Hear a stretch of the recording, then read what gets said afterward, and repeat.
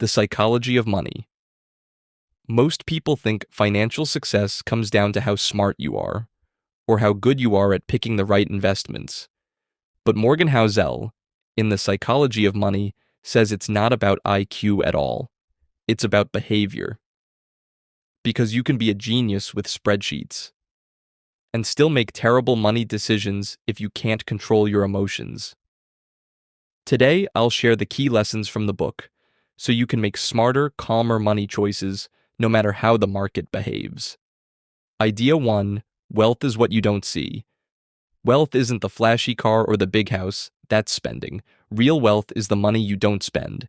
It's the freedom to choose how you live your life. Here's the trap. We often try to signal success by showing what we own. But the more we spend to impress, the less actual wealth we have. So the next time you see someone with an expensive lifestyle, remember, you can't judge wealth by what's visible, because what's invisible is the real thing. Idea 2: luck and risk matter more than you think. Bill Gates became the richest man in the world, partly because he was brilliant, and partly because he happened to attend one of the only high schools in America with a computer in 1968. That's luck. Risk is the opposite side of the coin.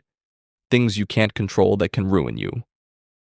Housel's advice: respect both. Never assume your success is only skill, and never judge someone's failure as only bad choices. Idea 3: enough is enough. The 2008 financial crisis was partly fueled by people who already had more than enough, but kept chasing more. The danger with more is that there's never a finish line. Housel says knowing your enough number, the lifestyle that actually satisfies you, protects you from taking risks that could wipe you out. Because if you can't be happy with enough, nothing will ever feel like enough. Idea 4: compounding is the most powerful force, if you let it work. Warren Buffett's fortune isn't just from smart investing, it's from starting early and letting compounding work for decades. The math is mind-blowing. Even small amounts grow huge over time, but only if you give them years to grow. The challenge? We're impatient. We want results fast. But in money, time beats timing. The longer you stay invested, the more compounding does the heavy lifting. Idea 5: save money not just to spend later, but for flexibility. Most people save for a specific goal: a car, a house, a vacation. Housel suggests another reason.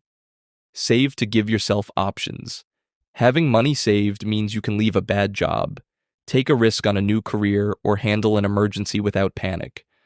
Money's greatest value isn't just buying stuff, it's buying control over your time and choices. Idea 6: you're not crazy, you're just shaped by your experience.